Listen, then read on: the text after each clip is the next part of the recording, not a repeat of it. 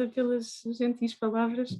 Queria agradecer, na verdade, antes de mais, ao professor Ricardo Santos este convite e na sua pessoa também ao Instituto de Saúde Ambiental, agradecer à Associação de Estudantes da Faculdade de Medicina da Universidade de Lisboa e naturalmente também à Faculdade de Medicina da Universidade de Lisboa, portanto é um gosto.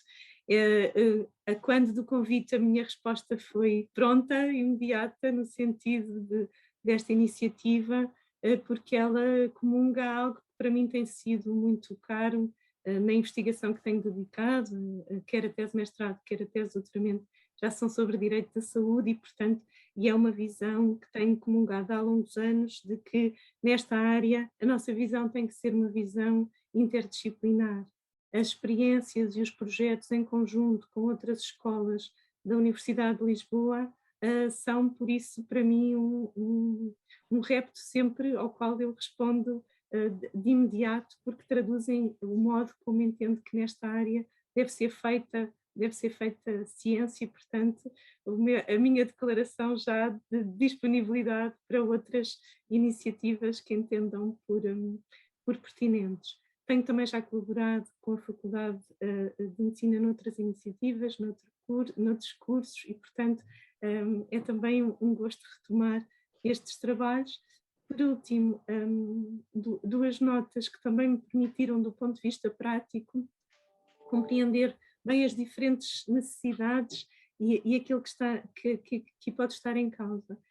Tive o privilégio de integrar, sob a presidência da doutora Maria de Belém Roceira, a Comissão de Revisão da Lei de Bases e, na altura, tivemos muitas audições, designadamente com representantes das escolas de medicina, e foi muito profícuo esse contacto, ou seja, perceber também o que é que na perspectiva das escolas de medicina, com toda a credibilidade que têm no país e com o avanço científico que tem permitido dotar o país, também quais são as suas preocupações e quais são os seus interesses. Por outro lado, também tenho o privilégio e a responsabilidade de integrar a Comissão de Ética do Centro que integra a Faculdade de Medicina e, portanto, também aqui uma visão completa, entendendo que o ambiente também corresponde a uma visão antropológica de defesa da pessoa humana e, portanto, também essa perspectiva ética aqui a considerar. Portanto, sem mais delongas, deixem-me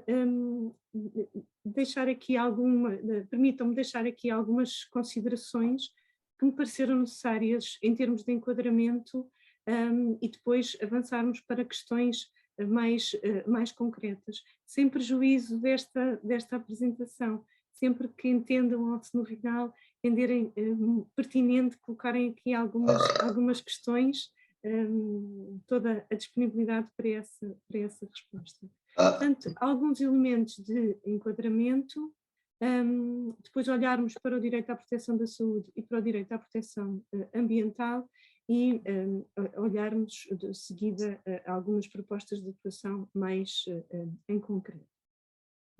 Aquilo que é a perspectiva aqui de análise é reconhecermos que estamos perante, no momento atual, duas crises, não é? Uma crise de saúde pública e uma crise ambiental.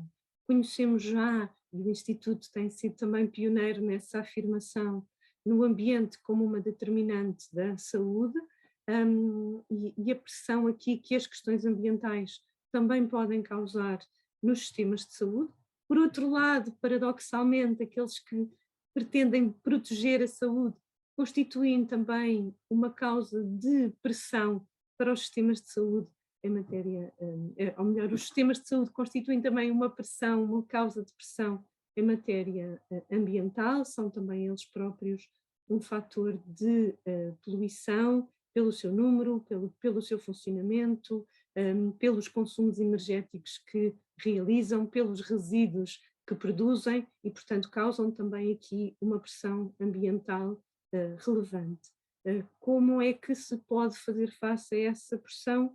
De facto, com políticas públicas plurissectoriais que entendam de um modo concertado a saúde e o ambiente. Isto porque também já os estudos científicos estão avançados neste domínio. A pandemia atrasou talvez agora alguma resposta àquilo que se pretendia como mais de imediato para combate às alterações climáticas, mas essa resposta não pode tardar, até porque os estudos apontam, claro está, para que essas alterações climáticas serão também elas fonte, causa de novas pandemias. E, portanto, a emergência dessa atuação, este é um mundo, é um modelo, é uma matéria que nesse âmbito mais vasto pode ser então relevante, e daí também esta proposta de olharmos para o setor hospitalar, com diferentes planos de ação. Desde logo a concepção das infraestruturas hospitalares, a construção do edifício, o modo de funcionamento desse edifício e depois, naturalmente, os sistemas de gestão da qualidade e, em especial, no âmbito dos sistemas de gestão da qualidade, os sistemas de gestão ambiental. Logo, também desde a concepção, é importante olharmos para as matérias urbanísticas e de gestão territorial, o local onde são colocados os hospitais e onde é realizado o seu funcionamento tem naturalmente que ser adequadamente planeado. Nos hospitais em funcionamento, outras prioridades agora se avolumam, quer naquilo que designamos como contratação ecológica, que tem no quadro do direito da União Europeia já instrumentos muito densificados para impelir essa prática. Portanto, as diretivas comunitárias de contratação pública têm já obrigações de responsabilidade social e ambiental, que devem estar refletidas nos instrumentos de concurso, nos procedimentos de contratação pública, medir-se o impacto da durabilidade dos bens, a gestão do próprio ciclo de vida, portanto que nos fatores de seleção dos bens a contratar para o funcionamento do hospital, esses critérios sejam já atendidos. E depois aquilo que é todo o ciclo da gestão e desse funcionamento hospitalar beneficia do quê? De olharmos também para a formação dos profissionais, das diferentes áreas, os diferentes profissionais de saúde, os outros profissionais na lógica hospitalar, no fundo para que também, através dessa sensibilização de ações de formação, haja a promoção de uma verdadeira cultura de redução de resíduos. A par disso, muita atenção àquilo que são os consumos energéticos, vários instrumentos que permitem a redução desse consumo energético, a reutilização, olhar também para os fornecimentos de água, naturalmente, para os tratamentos dos resíduos. Outro fator de pressão são os transportes até e dentro do hospital, e depois a promoção cada vez com maior acuidade, porque pode não só beneficiar a sustentabilidade de uma perspectiva ambiental, mas também a sustentabilidade de uma perspectiva económica, assim como pode melhorar, e mais importante também, o acesso aos próprios cuidados de saúde, o investimento na tecnologia e na saúde digital. Depois, algumas considerações que também deixava para o final, com alguns exemplos, até experiências internacionais, em matéria de economia circular aplicada ao funcionamento dos hospitais. Portanto, aqui vários planos de ação nesta perspectiva. Mas temos aqui, na verdade, dois direitos fundamentais em presença, e isto numa perspectiva jurídica é uma afirmação relevante, porque quando olhamos para o direito à proteção da saúde e para o direito à proteção ambiental, o que é que podemos facilmente constatar? Que eles têm já uma arquitetura jurídica muito forte. São reconhecidos em importantes instrumentos de direito internacional, ao qual Portugal está vinculado, portanto são vigentes na ordem jurídica portuguesa, também são reconhecidos pelo direito da União Europeia, em diferentes instrumentos do direito da União Europeia, portanto, e Portugal, enquanto Estado-membro, está também vinculado à realização destes direitos fundamentais e depois são direitos reconhecidos na nossa Constituição e, portanto, beneficiam da força da lei fundamental, do caráter superior das normas da Constituição, que depois vai, no fundo, vincular todo o direito infraconstitucional. Para passarmos rapidamente em revista, em termos de enquadramento, para percebermos que, de facto, temos aqui um enquadramento forte nestas garantias, que depois obrigam a quê? Obrigam à realização de deveres por parte do Estado, de respeitar o direito à saúde, respeitar o direito ao ambiente, mas não só respeitar, também proteger, promover, realizar, prestar, e realizar e prestar apondo os meios necessários, os meios humanos, os meios orçamentais, os meios legislativos, administrativos, todas as funções do Estado na realização destes direitos humanos e direitos fundamentais.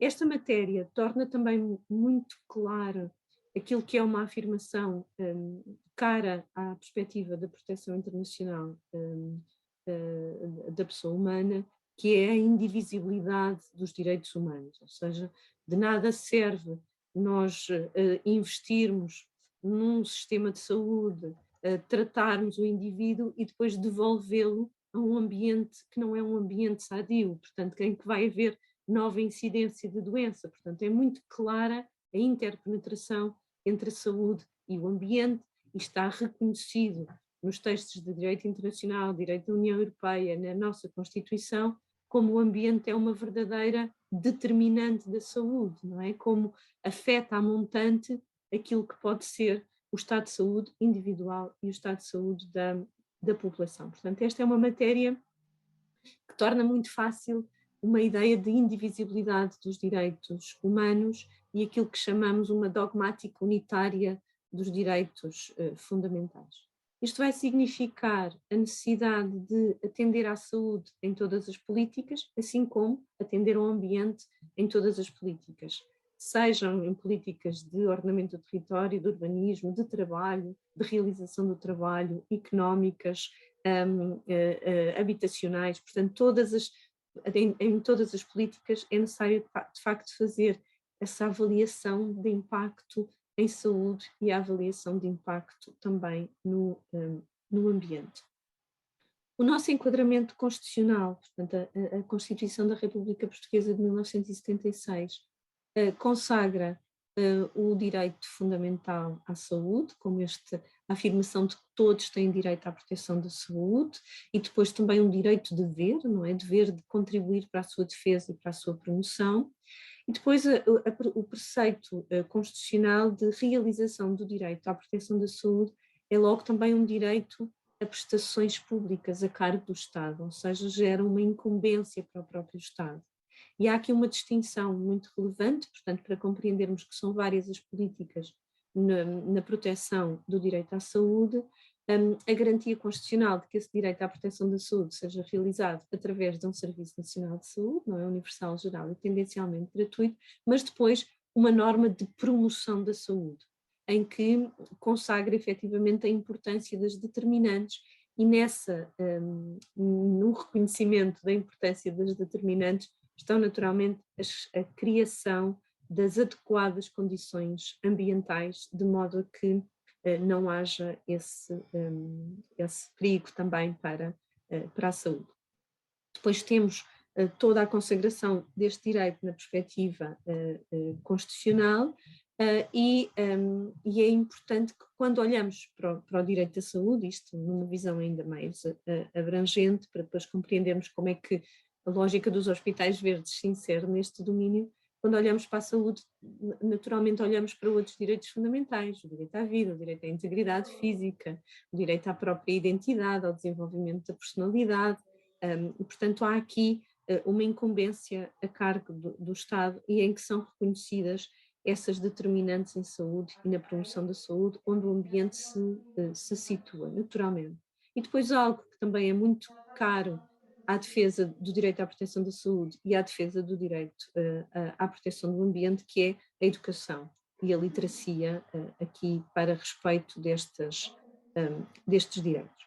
Para percebermos também a articulação entre a saúde e o ambiente, é muito pertinente atendermos a uma dupla perspectiva que é reconhecida pela nossa Constituição, em que a saúde é um bem individual, mas é também um bem público, não é? E a pandemia lembrou-nos muito bem dessa vivência da saúde como um bem público e aquilo que podem ser as ameaças de saúde pública. Depois outra dupla perspectiva que a Constituição consagra é esta de, por um lado, uma perspectiva de proteção à saúde na vertente assistencial, em estabelecimentos de saúde, desde logo num Serviço Nacional de Saúde, mas depois as determinantes em saúde. E umas e outras são tarefas fundamentais do Estado, não é? Quando olhamos para o artigo 9º da Constituição, portanto, uma Constituição que tem como valor axiológico a dignidade da pessoa humana e a afirmação de um Estado de direito democrático, na realização de uma sociedade livre, justa e solidária, olhando para os artigos 1º e 2º da Constituição, reconhecem-se aqui tarefas fundamentais do Estado. E é neste domínio, ou é sobre esta luz também, que temos que olhar para o funcionamento dos edifícios públicos e, desde logo, para os edifícios hospitalares. A realização dos direitos e liberdades fundamentais, mas depois a promoção do bem-estar, da qualidade de vida, de todas estas infraestruturas, e depois aquilo que é a proteção do ambiente, a preservação desses recursos naturais, um correto ordenamento do território. Portanto, há de facto aqui uma articulação muito forte em todas estas afirmações e que são tarefas fundamentais a cargo do Estado. Isso é também reconhecido no domínio da União Europeia, naquilo que é a afirmação clara de Health in All Policies, não é? Da saúde em todas as políticas, e em que se compreende efetivamente a valorização do ambiente neste domínio. Portanto, quando olhamos para a saúde, temos que fazer esta leitura integrada do texto constitucional, com a dignidade da pessoa humana, no artigo 1º, as relações internacionais do artigo 8º, na medida em que o direito internacional também vai gerar vinculações em matéria de saúde e em matéria ambiental. Depois, as tarefas a cargo do Estado, uma lógica também de realização do princípio da igualdade e da justiça, e, portanto, todos estes direitos e a articulação, naturalmente, com o artigo 66 da Constituição, que consagra este direito a um ambiente e uma qualidade de vida. Portanto, aquilo que é reconhecido pelo texto constitucional é que a nossa Constituição já corresponde a uma opção em matéria ambiental mais avançada, porque não se limita a uma lógica exclusivamente antropocêntrica. Portanto, a proteção do ambiente não serve apenas para proteger o homem, serve também para proteger um desenvolvimento que se pretende sustentável, a biodiversidade, as outras espécies, e, portanto, há aqui uma afirmação em matéria constitucional do direito ao ambiente já num desenvolvimento científico apurado face àquilo que são as necessidades ambientais. Neste âmbito, eu destacava, já tentando aproximar-nos daquilo que é o objeto mais concreto do estudo, a ideia de que uma das formas de garantir este direito ao ambiente é a adoção por parte do Estado de políticas que visem integrar os objetivos ambientais nas várias políticas de âmbito sectorial. E isso determina que as instituições prestadoras de cuidados de saúde têm que atender no seu funcionamento a objetivos de natureza ambiental. E, portanto, o próprio funcionamento hospitalar, para cumprimento desta orientação dada pela Constituição, deste ditame constitucional, tem que realizar políticas que permitam reduzir o seu impacto ambiental. Dizia também há pouco que temos vinculações de direito internacional que assim o obrigam, quer no artigo 25 da Declaração Universal dos Direitos Humanos, quer no artigo 12º do Pacto Internacional dos Direitos Económicos, Sociais e Culturais, quer depois nos artigos 35 e 37 da Carta de Direitos Fundamentais da União Europeia, que reconhece como direitos fundamentais a saúde, no artigo 35, e o ambiente, no artigo 37. Portanto, tudo isto vai determinar deveres estatais atendendo a estas vinculações. Portanto, quando olhamos para, por exemplo, para o artigo 12º do Pacto Internacional dos Direitos Económicos, Sociais e Culturais, percebemos logo esta articulação em que, para a proteção do melhor estado de saúde, há também aqui a componente do meio ambiente, não é? Portanto, aquilo que é a proteção do ambiente como determinante em saúde. Portanto, como dizia há pouco, aquilo que é a constatação e o setor hospitalar dará com certeza aqui um contributo, é na afirmação de que temos que agir, não é? E que é preciso aqui uma resposta concertada, porque são estes os deveres do Estado, são estes que são assim reconhecidos logo no Comitê de Direitos Económicos, Sociais e Culturais do Conselho Económico e Social das Nações Unidas. O dever de respeitar, mas também o dever de proteger e o dever de cumprir. E para isso o Estado e as demais entidades públicas têm que adotar medidas apropriadas, quer de caráter legislativo, administrativo, orçamental e de defesa desses direitos. Olhando também muito rapidamente para aquilo que é o direito da União Europeia, é muito claro como um objetivo da própria União, como afirmado no artigo 3º do Tratado da União Europeia, este desenvolvimento sustentável, a qualidade ambiental, o seu reflexo na proteção social, nos direitos humanos, e isso depois tem várias decorrências, quer no Tratado da União Europeia, portanto esta indivisibilidade dos direitos humanos, quer depois já no Tratado sobre o funcionamento da União Europeia, não é? Portanto temos em matéria de direito da União Europeia 3 grandes elementos institutivos: o Tratado da União Europeia, o Tratado sobre o Funcionamento da União Europeia e depois, hoje, com o mesmo valor jurídico dos tratados institutivos, a Carta de Direitos Fundamentais da União Europeia. E aí também se reconhece o objetivo aqui de promover um desenvolvimento sustentável. Depois, o que é que parece também pertinente para em tudo aquilo que seja o funcionamento hospitalar, temos presente que o direito da União Europeia reconhece esta perspectiva da defesa da saúde, portanto, em todas as suas políticas, e reconhece também, em matéria ambiental, que o ambiente vai gerar, tem como objetivo a preservação, a proteção e a melhoria da qualidade do ambiente, mas também a proteção da saúde das pessoas, a utilização prudente e racional dos recursos naturais, a promoção, no fundo, aqui de medidas que permitam tudo isto para atingir um nível de proteção mais elevado. E depois algo que será também importante para a lei nacional, o reconhecimento de princípios como o princípio da precaução e o da prevenção, e portanto ao nível dos hospitais verdes o que vamos ter é sobretudo o enfoque nas medidas ditas antecipatórias, ou seja, tentarmos olhar hoje para os hospitais na identificação de medidas que possam ser adotadas para prevenir esse impacto ambiental e evitar esses danos. Depois, ainda na afirmação dos direitos, a Carta de Direitos Fundamentais da União Europeia, no artigo 35, a afirmação do direito à proteção da saúde, e portanto aqui a tal dupla perspectiva, a prevenção e a componente assistencial, e depois a saúde em todas as políticas, não é? Na definição e execução de todas as políticas e ações da União deve ser assegurado um elevado nível de proteção da saúde humana.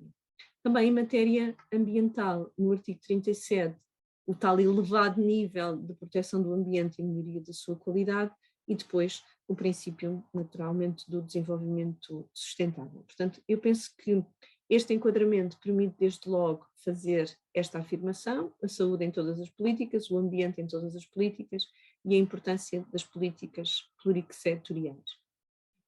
O que é que isto significa? Que quando olhamos para um hospital, facilmente conseguimos identificar hoje aquilo que nos habituámos já a ver, embora seja recente, tem sido tão divulgado, é uma apresentação gráfica tão impressiva, tão expressiva daquilo que se pretende aqui afirmar com os Objetivos de Desenvolvimento Sustentável, quer uma vida saudável, quer o desenvolvimento de energias renováveis, quer a inovação das infraestruturas, quer a produção e consumo sustentáveis,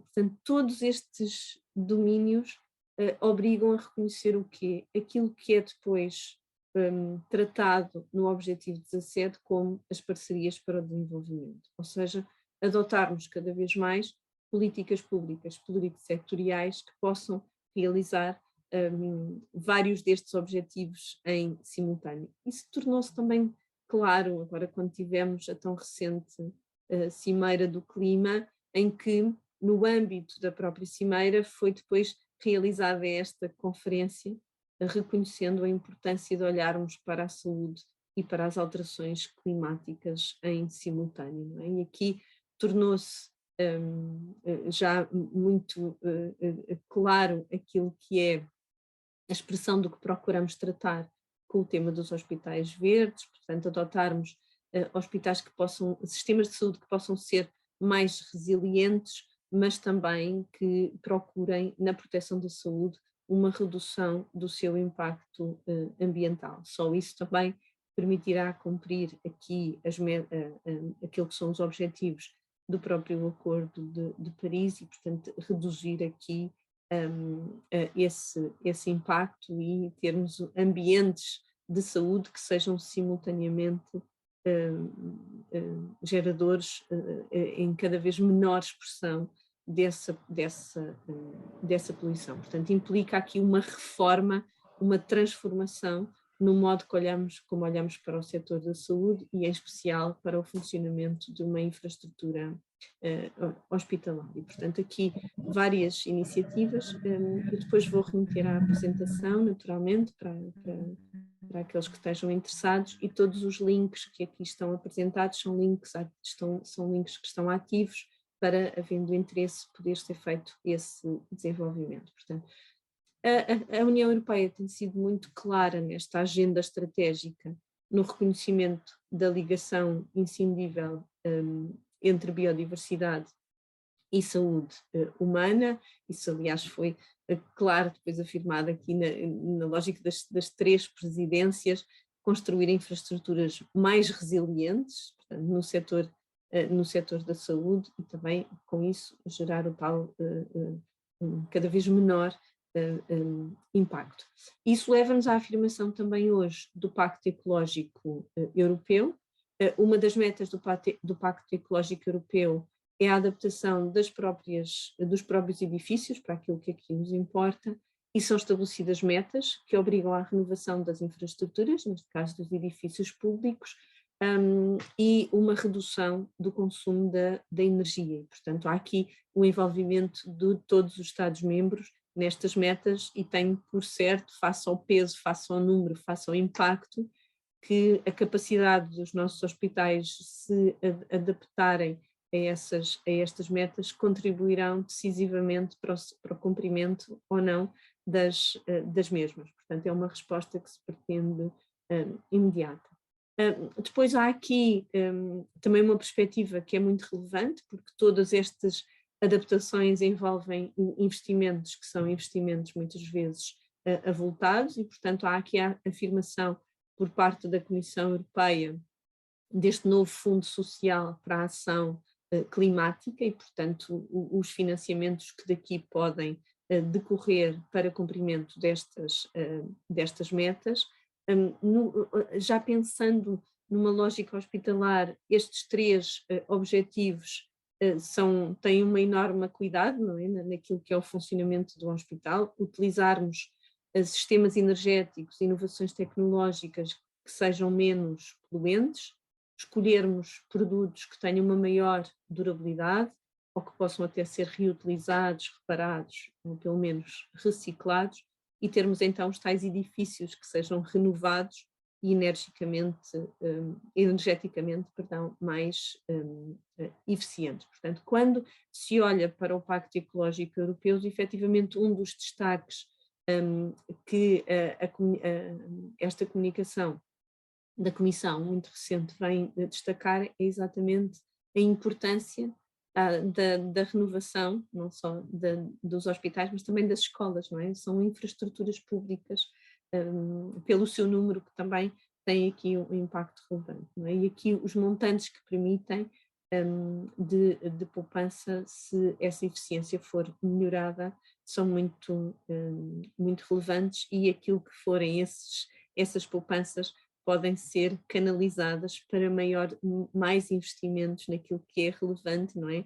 Na saúde pública e na prestação de cuidados de saúde. A nossa Constituição também faz este casamento de uma forma muito clara, não é? Como dizia há pouco, olhando para o ambiente como determinante e para a integração dos objetivos ambientais nas diferentes políticas. Portanto, temos que olhar depois também para outras políticas públicas plurissectoriais, desde logo a inovação, a ciência, a tecnologia. Sabemos como o investimento na ciência pode auxiliar aqui a novas descobertas que melhorem a durabilidade dos materiais, a redução do seu impacto, mas também aqui políticas urbanísticas de ordenamento do território, de construtivas, de gestão energética essencial, não é? Também o papel da economia circular, o papel da educação, não é? Aqui o papel da formação profissional, lá está, em práticas profissionais que permitam ser mais conformes com o objetivo de reduzir o consumo, a contratação pública pelos hospitais, com a tal responsabilidade ambiental, até ao nível da política do medicamento. Há várias iniciativas que podem ser adotadas que reduzem esse impacto e naturalmente outro objetivo que tem muita relevância, até pela natureza dos resíduos hospitalares, esta adequada gestão dos resíduos. Portanto, olharmos aqui para essa conciliação numa lógica transversal, também com a preocupação de investigação, de empreendedorismo, e depois sermos capazes, que é algo que também, quando os trabalhos da Lei de Bases procuram promover, e depois, ainda que carece de outros desenvolvimentos, é olharmos para instrumentos de avaliação, ou seja, uma vez adotadas essas políticas, sermos capazes de avaliar se são boas ou se são más políticas, como é que podem ser melhoradas. A Lei de Bases atende a esta articulação em matéria ambiental de uma forma clara, e depois, quando olhamos aqui já para uma perspectiva de infraconstitucional também, mas naquilo que respeita ao ambiente, o que é que gostava aqui de destacar? Os princípios, falta aqui uma palavra, depois antes de vos enviar corrijo, os princípios da prevenção e da precaução, que obrigam à adoção de medidas antecipatórias. Ora, eu acho que no caso da gestão dos hospitais, aquilo que será mais profícuo, mais eficaz, será efetivamente a prossecução deste princípio da prevenção e da precaução, com medidas antecipatórias que visem minorar os impactos adversos no ambiente. E depois, o reconhecimento também ao nível das políticas públicas ambientais, daquilo que me referi há pouco como de transversalidade e de integração, neste caso com garantia de que também a saúde e a prestação de cuidados de saúde está envolvida nesse desenvolvimento sustentável. Muito rapidamente, eu sei que está aqui a chegar o meu tempo, muito rapidamente só dar alguns outros elementos, já mais de pormenor ao nível hospitalar. A resolução do Conselho de Ministros 104 de 2020, portanto, como estamos perante todo um quadro até agora, este quadro normativo é um quadro normativo muito recente e, portanto, a resposta tem que ser uma resposta pronta, o quadro já está estabelecido e, portanto, agora é desenvolvermos estes instrumentos ao nível de cada um dos hospitais. Portanto, a resolução do Conselho de Ministros aprovou um novo programa de eficiência de recursos na administração pública para o período de 2030 e depois temos já, muito recentemente, um despacho de outubro que determinou um novo programa designado EcoSaúde, que é precisamente um programa de sustentabilidade ambiental do Ministério da Saúde. A coordenação foi confiada à Administração Central do Sistema de Saúde, estabelece várias metas, quer de eficiência energética, quer de autoconsumo, de eficiência hídrica, de resíduos e de reabilitação. Portanto, temos aqui metas de facto exigentes e para as quais as infraestruturas hospitalares devem depois também olhar para si, para aquilo que podem realizar, para aquilo que podem ser essas iniciativas. Isto tem aqui uma perspectiva também todas as entidades do Ministério da Saúde devem dispor de um gestor de energia e recursos. Depois, cada entidade vai ter que garantir essa monitorização trimestral, efetivamente, para verificar quais são os consumos de energia, de água, de produção de resíduos. Depois, também ao nível das administrações regionais de saúde, há aqui a preocupação de tarefas de coordenação e de validação dessa informação para efeitos da sua divulgação e para a implementação das medidas de acordo com a área geográfica competente. E depois a ACSS vai apresentar um ranking de eficiência energética e hídrica que é publicado no seu portal. Isto tudo de acordo com este despacho recente. Várias iniciativas estão a ser feitas, por exemplo, amanhã há esta sessão de esclarecimentos sobre os planos de eficiência eco na administração pública, promovido pela ADN, pela Agência para a Energia em colaboração com a ACSS, efetivamente para se compreender aqui nesta rede de gestores de energias e recursos do Ministério da Saúde, o que é que pode ser adotado. Depois temos o reconhecimento de que esta matéria é uma matéria que deve potenciar o financiamento, desde logo através do Programa de Recuperação e Resiliência, e portanto também neste âmbito há projetos que estão em curso, há várias instituições hospitalares que já têm vindo a apresentar também os seus projetos. Foi também desenvolvido um manual para as compras públicas ecológicas, que está em consulta pública, portanto algo que também merece essa atenção.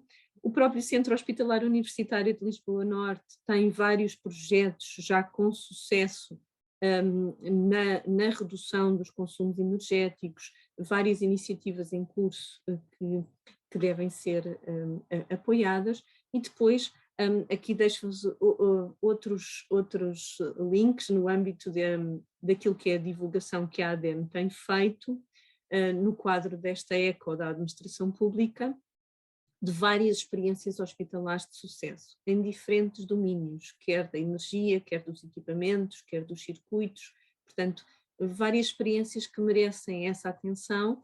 Quando clicamos em cada um deles, eu coloquei isso aqui, porque são de facto, tornam-se muito relevantes, vê-se logo a poupança que permite, quer em termos de gestão ambiental e de poupança de recursos energéticos, quer depois a poupança anual que permite, não é? O que significa que as infraestruturas hospitalares ficarão com mais meios para aplicar naquilo que são sempre as necessidades muitas e expressivas em matéria de saúde. Portanto, cada um destes links tem um tal quadro que resume o sucesso do projeto e aquilo que foram essas poupanças.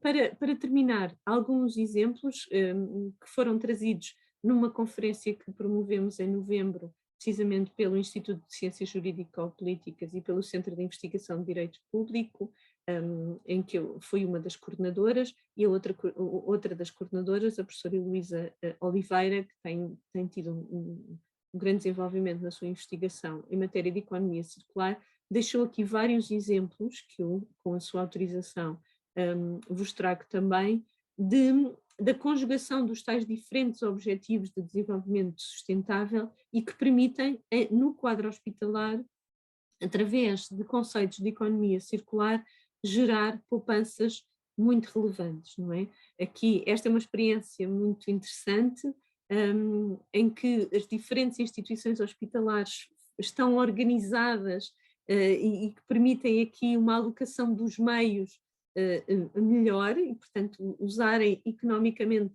meios deste modo, reduzindo as suas aquisições e, portanto, no fundo, reduzir o dispêndio financeiro e reduzir também aquilo que é esse impacto ambiental, experiências até ao nível do medicamento, circuitos que estão montados quando um determinado hospital comprou medicação que já não vai utilizar, compreende isso e permite essa articulação entre diferentes instituições no consumo daqueles medicamentos, reduzindo assim o impacto e o gasto, e são tudo experiências internacionais no setor hospitalar que são bons exemplos de como, através de ideias de economia circular, se consegue simultaneamente reduzir o impacto orçamental e o impacto financeiro, o impacto ambiental. Muito para terminar mesmo, e com isto prometo que é mesmo são mesmo as últimas considerações. Algumas propostas de atuação, o reforço das tais políticas públicas sectoriais, o reforço da formação, portanto que o tema da gestão ambiental seja cada vez mais trazido para a própria formação dos profissionais hospitalares, portanto, seja incluído nos seus planos de formação. E depois aqui sistemas de incentivo. Primeiro, parece muito importante que os próprios contratos, como os contratos de programa, por exemplo, os contratos de gestão na área das parcerias já fazem isso, terem especificações técnicas de serviço que promovam a eficiência e a sustentabilidade. Portanto, parâmetros de desempenho, de saúde ambiental, de gestão ambiental, de eficiência energética e que sejam associados a mecanismos de pagamento, porque o mecanismo de pagamento pode ser um forte incentivo ao cumprimento dessas metas, não é? Que isso seja tratado na metodologia dos contratos de programa, no caso dos hospitais EPE e dos hospitais que revestem, quer integrem o setor empresarial do Estado, quer o setor administrativo do Estado, e portanto que isso seja trazido, porque esse mecanismo tem sido adotado nos contratos de programa para promover a qualidade assistencial, ou seja, levar-se para o modelo de financiamento, para o modelo de faturação, o cumprimento de determinadas metas, de tempos de espera, de qualidade assistencial, de respeito por políticas do medicamento e, portanto, também no quadro dessa metodologia de contratação e financiamento dos hospitais, passem a ser incluídos de uma forma clara estas exigências e também, consequentemente, esse incentivo. Outros, porque eles existem hoje, eu até trouxe para aqui aquilo que é o exemplo da metodologia de contratualização de 2022, mas ainda têm muito pouca expressão, portanto, sobretudo ao nível das unidades de saúde pública, reconhecer-se aqui na negociação preocupações de desempenho assistencial. Na proteção da saúde já se inclui a saúde ambiental, na promoção da saúde também já se incluem os ambientes saudáveis, mas eu penso que há ainda muito espaço na metodologia dos contratos de programa para transformar estes objetivos em verdadeiros objetivos com maior expressão. E depois muitos outros países têm vindo a adotar aquilo que são prémios de eficiência hospitalar, portanto que os hospitais concorrem e têm tido essa expressão e essa satisfação e, portanto, depois é um incentivo também à adoção dessas práticas. E, portanto, com isto termino. Peço desculpa se foi aqui um monólogo muito desinteressante, mas estou ao dispor para aquilo que entendo agora por pertinente. Sr. Professora, muito obrigado. Não foi nada desinteressante, foi muito interessante, sobretudo que nos traz esta perspectiva do direito para uma casa que é uma casa da medicina, mas que tem um hospital e de alguma forma mostra de facto como já estão à nossa disposição instrumentos que são cruciais para que se possa de facto fazer a transição. Eu se calhar, enfim, não queria, fiquei aqui curioso, tinha aqui muitos apontamentos, mas não queria estar de forma nenhuma a dominar aqui o tempo, portanto eu se calhar abriria espaço para quem quiser comentar, colocar uma questão, uma dúvida.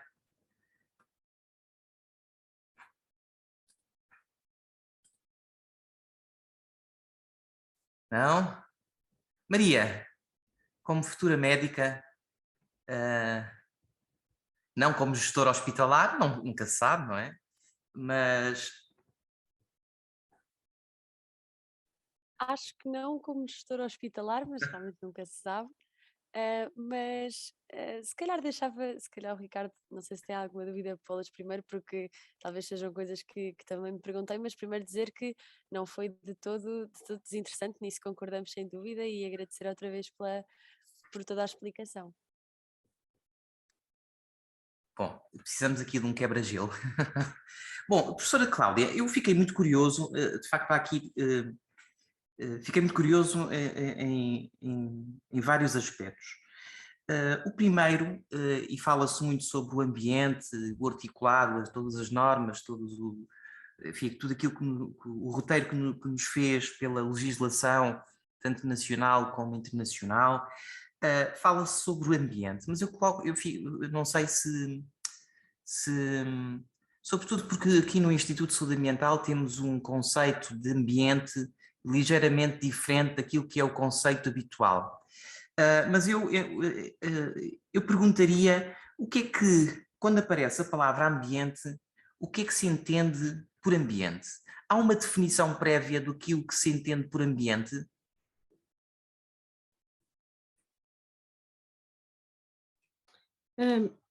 Ou seja, temos vários instrumentos. Aquilo que parece cada vez mais claro é que os instrumentos jurídicos inicialmente reconheciam o ambiente apenas como um fator que afetava a vida humana. Ou seja, a perspectiva inicial do direito, aliás, os primeiros diplomas, vamos dizer, até surgidos no Reino Unido em matéria ambiental, eram sobretudo atento ao impacto de saúde pública, não é? Era atento à relevância de saúde pública. E, portanto, originariamente nós tínhamos uma perspectiva exclusivamente antropocêntrica, de o ambiente só merecia a atenção do direito na medida em que ele, de uma forma mais imediata, afetasse o homem, não é? A sua saúde, a saúde individual, a saúde pública, e portanto essa foi uma perspectiva. Mas aquilo que se denota logo também na nossa Constituição e nos instrumentos normativos mais recentes é, sem o abandono da perspectiva antropocêntrica, ou seja, cuidar daquilo que é o efeito do ambiente na saúde, o efeito do ambiente na qualidade de vida, mas conjugar essa perspectiva com a perspectiva de o ambiente por si como um bem fundamental a proteger. Portanto, em toda a sua amplitude, nos recursos naturais, na biodiversidade, e portanto as duas perspectivas passaram a estar claramente associadas. E eu acho que esse é um aspecto muito positivo da evolução do direito. Portanto, os instrumentos normativos passaram a colocar também a tónica na responsabilidade intergeracional, na responsabilidade no desenvolvimento sustentável, em que mesmo que não haja afetação desta geração, o prejuízo ambiental vai comprometer naturalmente as gerações vindouras, vai afetar não só a espécie humana, mas as outras espécies animais e naturais, e portanto eu acho que essa é uma boa evolução do direito, que acompanhou também aquilo que foram outros clamores, os clamores de outras áreas da ciência, não é? Portanto, e esse é um aspecto positivo. Portanto, o direito tem que ser capaz de ir respondendo àquilo que são as necessidades sociais, e a necessidade social hoje demanda que a perspectiva seja muito mais abrangente, e eu acho que o direito aí tem vindo a responder. O que é preciso agora são instrumentos eficazes, não é? Porque o quadro normativo eu acho que já é bastante adequado, é promissor, fosse o futuro tão promissor como o quadro jurídico, não é? Normalmente os quadros normativos são sempre muito promissores, não é? De facto, depois a transição e a realização é sempre muito complicado. Mas não deixa de ser interessante o que a professora acaba de dizer, porque de alguma forma estamos aqui a falar, a reconhecer, direto ou indiretamente, não sei, valores intrínsecos a qualquer coisa que está fora de nós, não é? A biodiversidade tem um valor intrínseco, os recursos naturais têm um valor intrínseco, valem por aquilo que eles são, não é? Não enquanto serviço, não é? E isso de facto é uma novidade, não é? Uma novidade muito interessante, ainda que em determinadas circunstâncias, penso eu, como em casos como aquele que vivemos e que estamos ainda a viver, haja situações em que inevitavelmente o impacto ambiental será muito maior, e nós vimos, enfim, durante estes últimos 2 anos a quantidade de lixo que foi produzida, lixo hospitalar, não é?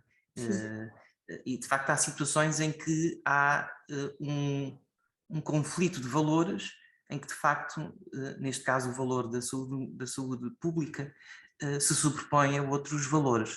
Mas eu gostava de pegar aqui num outro aspecto que me parece também muito interessante, que tem a ver, não sei se há, entretanto, se quiserem interromper, interrompam, eu só estou a não permitir que ficamos no silêncio, fiquemos no silêncio. Mas uma outra coisa que me parece muito interessante, tem-se falado muito sobre a pegada ecológica dos hospitais e como é difícil nós determinarmos, medirmos essa pegada ecológica. Podemos medi-la em termos de consumo de energia, mas de facto é muito simplista, é muito redutor.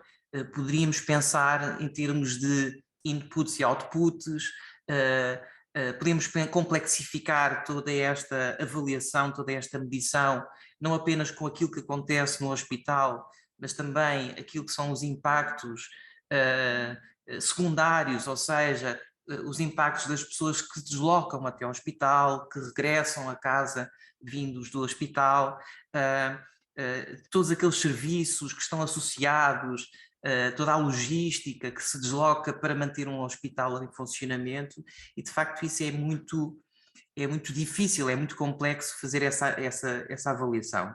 Mas, quer dizer, em termos de transição, ou seja, estabelecidos os tais limites, a verdade é que o ponto de partida não é igual para todos. Provavelmente haverá hospitais que já estão muito mais, enfim, muito mais adaptados, muito mais preparados para serem mais sustentáveis.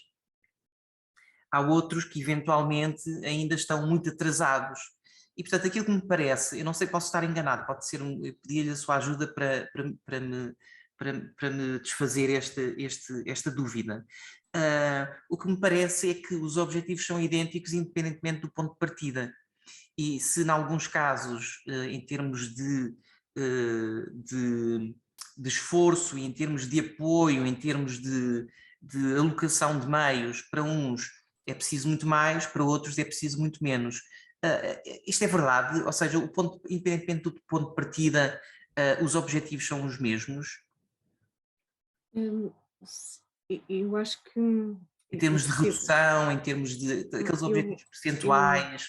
Eu percebo a pergunta e ela é muito relevante. O que é que me parece? Que, de facto, nestes tempos mais recentes há um conjunto de instrumentos que vieram a ser desenvolvidos que merecem essa atenção. Por exemplo, estou a pensar em vários trabalhos que estão disponíveis no site da ADN, em que se procuraram desenvolver efetivamente medidores, porque essa é uma questão muito difícil, não é? Porquê? Porque naturalmente, numa lógica de escassez de recursos orçamentais, como os hospitais inevitavelmente se batem sempre, a escolha acaba por ter que atender também ao investimento face ao retorno. Ou seja, o que é que, realizada aquela despesa pública, eu consigo ter de retorno? Qual é a descida? Simultaneamente, a descida orçamental em anos futuros, quer o impacto nessa redução da pegada ambiental, ou seja, qual é o critério de escolha para o gestor público. E aquilo que assistimos é que, por exemplo, há hospitais que têm investido em mais do que uma área. As áreas que, e eu naqueles casos de sucesso tentei colocar isso, em que a ADN também apresenta, com recurso a esses medidores, o impacto orçamental e o impacto na redução do consumo. E, portanto, percebe-se que não podemos de facto pensar numa visão sempre de curto prazo, não é? Porque se eu disser, bom, é uma poupança de 7.000 euros ao ano, mas é muito expressivo em termos de impacto ambiental, pois 7.000 ao ano e duradouramente, 7.000 para um hospital, pode não ser muito animador, não é? Mas 7.000 euros por ano de redução ao longo desses anos e com aquele impacto ambiental é sem dúvida uma boa medida. Por exemplo, recordo um dos casos de sucesso que é de centenas de milhares de euros, é ao nível energético no IPO de Lisboa. Ou seja, quando olhamos, e como acontece com o Centro Hospitalar de Lisboa Norte, não é? Uma tal uma infraestrutura em termos de edifício tão grande que basta mexer no fornecimento de eletricidade para um mecanismo de eletricidade com menor impacto, ele já é multiplicado, quer do ponto de vista orçamental, quer do ponto de vista de impacto, de uma forma muito expressiva. Mas há outros hospitais, por exemplo, há hospitais que se destacam em mais do que uma área, porque simultaneamente têm desenvolvido, por exemplo, um deles acho que o Centro Hospitalar de Trás-os-Montes, não só também no consumo, mas também nos circuitos, nos equipamentos, nos sistemas de manutenção dos próprios equipamentos hospitalares, no uso das peças, tudo isso, ou seja, temos é que olhar numa perspectiva conjugada. Simultaneamente são um nível de poupança conjugado muito significativo e uma redução ambiental muito significativa. Lá está, o que eu acho é que é preciso também atendermos a uma perspectiva de financiamento, que lá está, queiramos ou não, uma vivência hospitalar é uma vivência tão difícil do ponto de vista económico-financeiro, na garantia das horas dos profissionais, na garantia dos materiais de proteção dos profissionais, na garantia dos medicamentos. É uma vivência orçamental muito exigente.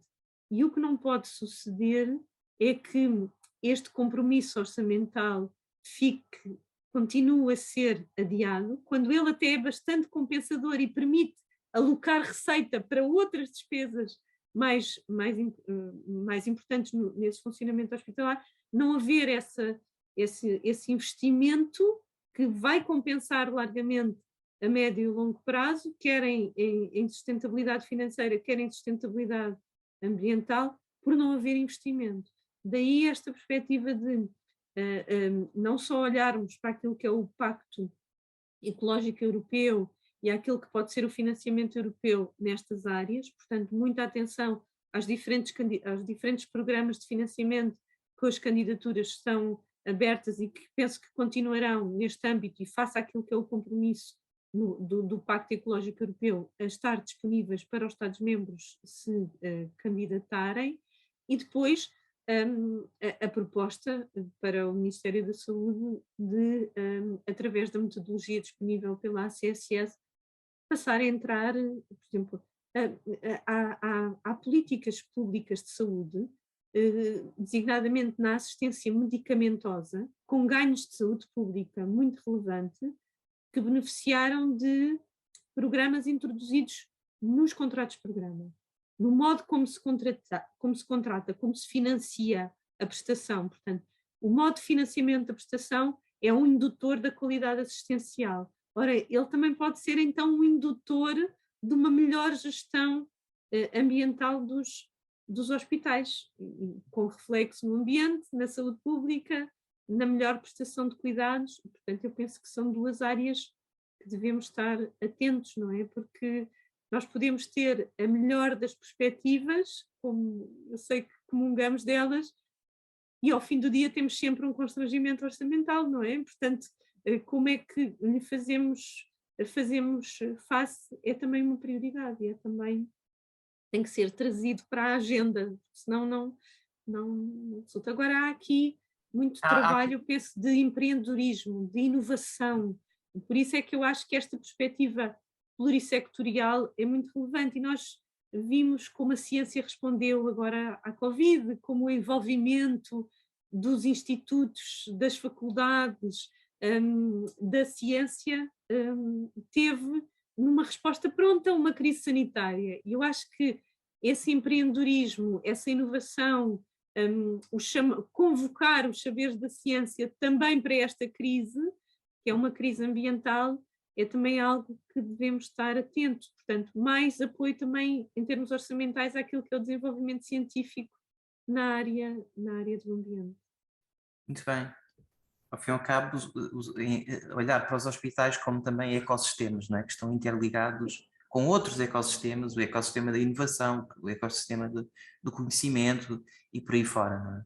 E olharmos para a saúde não como uma despesa, mas como um investimento. Exato, exato. É muito curioso porque temos aqui uma pergunta muito boa, que de facto eu já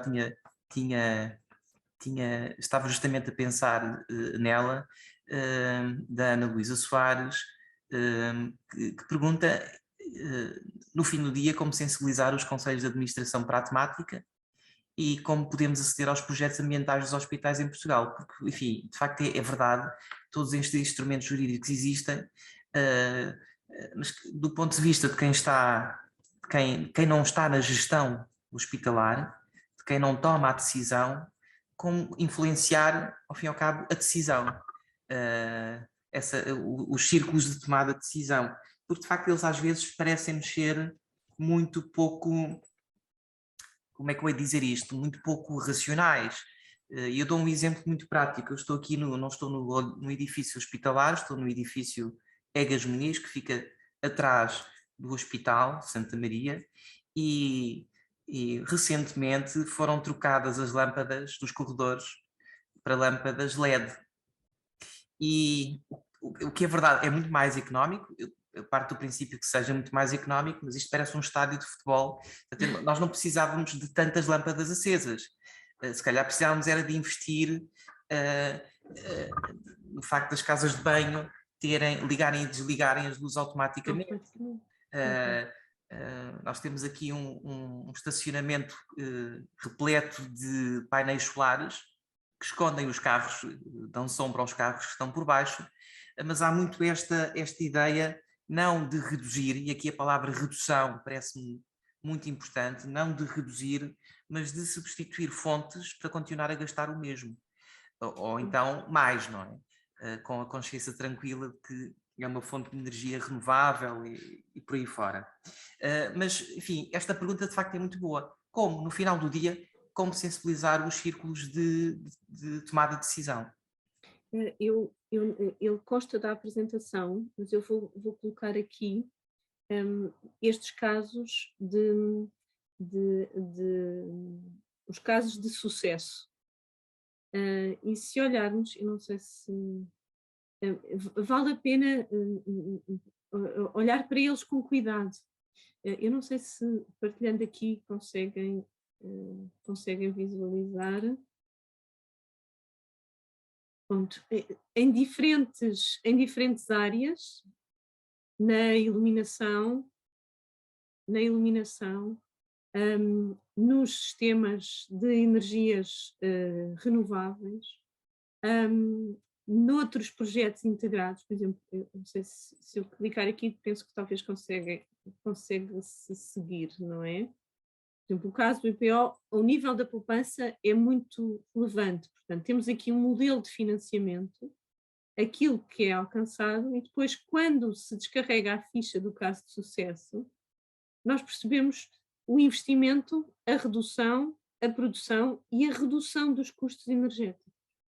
Ou seja, eu penso que olhar para cada um destes casos, nas diferentes áreas, por exemplo, até câmaras municipais que estão a colocar no topo dos seus edifícios não só sistemas de jardinagem que permitem uma maior renovação do ar, como sistemas de energia renováveis. As experiências que aqui trouxe de economia circular, casos muito interessantes, por exemplo, do Canadá e dos Países Baixos, muito inovadores.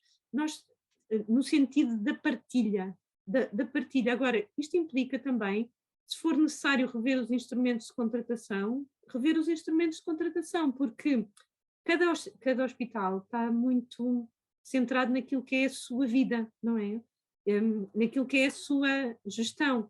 E há esforços e meios materiais que pode, porventura, partilhar com outras infraestruturas hospitalares. Às vezes temos, num raio de poucos quilómetros, não é? Na década de 90 fez-se isso para os equipamentos médicos pesados, nos limites à aquisição dos equipamentos médicos pesados. O racional que aí está subjacente pode ser agora replicado para muitas outras experiências, ou seja, partilha de meios. Os hospitais não têm que comprar todos os mesmos meios. É um dispêndio económico e há recursos, produtos que podem ser reduzidos, não é? Assim como o próprio modo, ao nível da alimentação, passou a ser privilegiado o fornecimento em vez de confecção no local. Isso também tem um impacto, não é? Ou seja, como é que isso é medido? O que é efetivamente mais económico versus... Por isso é que a União Europeia tem nas diretivas de contratação pública um enfoque tão grande na responsabilidade ecológica na contratação.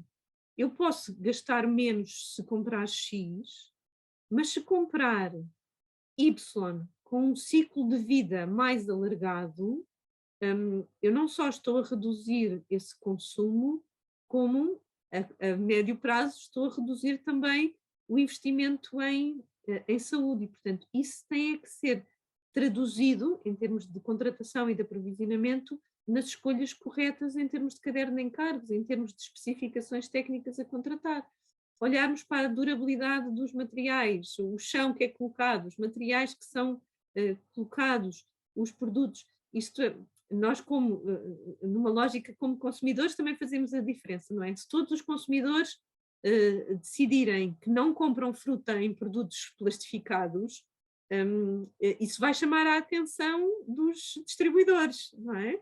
E, portanto, são pequenos gestos que, somados, podem, numa lógica congregada daquilo que sejam as estruturas hospitalares, fazer a diferença nos bens como são fornecidos, naquilo que os prestadores de serviço e dos fornecedores são capazes de prestar. Se eu for mais exigente em termos de durabilidade dos materiais, em termos de fornecimento desses bens, os prestadores e os fornecedores também se vão adaptar para dar uma melhor resposta. Então, que essa sinergia dite também a poupanças energéticas, poupanças ambientais. Eu acho que há aqui, mas vale a pena olhar para as diferentes experiências e eu diria a aposta é em escolhas integradas e simultâneas em diferentes áreas, porque há muito por explorar, na verdade. Muito bem, muito obrigado. Não sei se há algum comentário, alguma questão. Eu não vou falar mais, senão isto é uma conversa entre a professora Cláudia e eu próprio. E para isso tínhamos combinado um outro dia, não é? Fica já também o desafio para o inverso, não é? Em conferências organizadas pela Faculdade de Direito, que o Instituto e a Faculdade de Medicina possam também, e as associações de estudantes conjugadas, possam também dar uma resposta nesse domínio. Que é exatamente como a professora diz, isto tem de ser uma resposta integrada e a diferentes dimensões, nomeadamente gostei muito de ver a questão da literacia, da educação, que de facto passa muito também por aí, da sensibilização e do envolvimento de todas as partes interessadas, porque de facto, independentemente daquilo que é inputs positivos de um hospital, em termos de, e podem ser medidos de alguma forma, já se tentou em outros países fazer essa caracterização, essa quantificação, por exemplo, da pegada ecológica dos hospitais, não apenas por aquilo que são os outputs positivos em termos de consultas, em termos de cirurgias, em termos de altas, enfim, tudo aquilo que é feito no âmbito do hospital, mas também de outputs negativos, e depois fazer, nomeadamente resíduos, de consumo de energia, etc., e fazer um balanço, e ver de facto para que lado da balança é que está a atender e depois ajustar, reequilibrar, não é? E isso parece muito interessante, embora muito desafiante, sobretudo porque estamos a falar de estruturas, de infraestruturas que já estão construídas. Portanto, há sempre intervenções que ficam sempre muito limitadas. Por exemplo, o caso da água. Eu tenho uma obsessão pela questão da água, porque não há, perante um recurso que se fala tanto, estar escasso, não é? E, no entanto, nós damos-nos ao luxo de despejar na sanita água potável, todos os dias, a toda a hora. E, portanto, não há uma circularidade aqui sim da água, e deveria ser uma aposta muito... Só que implica adaptar infraestruturas que é muito complicado, não é? Embora tecnologicamente isso já seja possível. Há habitações no norte da Europa em que toda a água que é usada no sistema enfim, que é usada nas sanitas, ela é toda reciclada e recuperada. Portanto, há uma circularidade, não há um gasto adicional, é sempre a mesma água, sempre a mesma água, sempre a mesma água. Mas eu penso, e daí também ter trazido esses elementos, que é quer o Pacto Ecológico Europeu, quer depois a resolução do Conselho de Ministros que enunciei ali, as metas que são estabelecidas e depois este despacho que procura materializar o Ecosaúde, as metas vão atender também à renovação das infraestruturas, porque é concebido que efetivamente, por exemplo, o parque hospitalar, os últimos hospitais que foram construídos agora em parceria público-privada, não é? Desde 2009 adiante, nos últimos 10 anos são esses hospitais e não outros. Portanto, o parque infraestrutural é um parque antigo, vamos dizer assim, não é? Mas isso é concebido na perspectiva de que uma das metas é exatamente a renovação dos edifícios existentes, e eu acho que vai ser também uma das apostas em termos daquele fundo da ação social neste domínio, é atender também a essas infraestruturas. E, portanto, todas as candidaturas que permitam essa elegibilidade de fundos, ter os projetos prontos, não é? As mangas arregaçadas, como se costuma dizer, e estar atentos às candidaturas, porque eu acho que aqui vai ser um domínio importante, porque é uma das prioridades, é a renovação dos edifícios já existentes, e uma das prioridades é exatamente os hospitais. Isto é relevante em termos de elegibilidade dos fundos comunitários, não é? Pois é preciso essa candidatura e a execução integral para que não haja restituição dos montantes, não é? E, portanto, isso também tem um desafio, e a alocação dos meios humanos adequados à execução desses fundos comunitários. Mas acho que é um investimento em termos de trabalho que é profícuo, que vale a pena fazer. Não é? Sem dúvida, sem dúvida. Muito bem. Não sei se... Eu só vejo 2 pessoas, o resto são quadradinhos com nomes. No fundo, trabalhar para o futuro. Fernando Costa, e é mesmo isso. Muito bem, professora Cláudia, muito obrigado uma vez mais. Obrigada eu. Foi um gosto. Enfim, ficaria aqui mais tempo a conversar consigo, mas teremos outras oportunidades para o fazer. Foi de facto uma exposição muito interessante na perspectiva do direito. Enfim, este ciclo de conferências que iniciamos hoje tem 3 conferências. Esta primeira, com a professora Cláudia,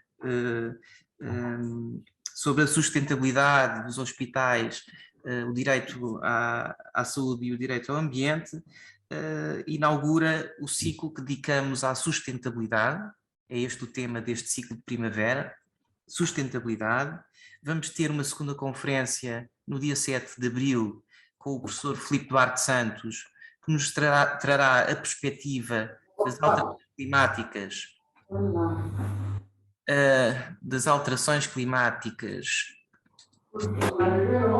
com os microfones, desculpem, das alterações climáticas, dizia eu, e o desenvolvimento sustentável, e depois, em maio, que eu agora não tenho aqui a data, Maria, podes-me ajudar? Posso, vou já confirmar aqui, que também me está a escapar, mas digo-lhe Com já. a doutora Mónica Truninger, do Instituto de Ciências Sociais, que nos trará o tema da alimentação e da sustentabilidade.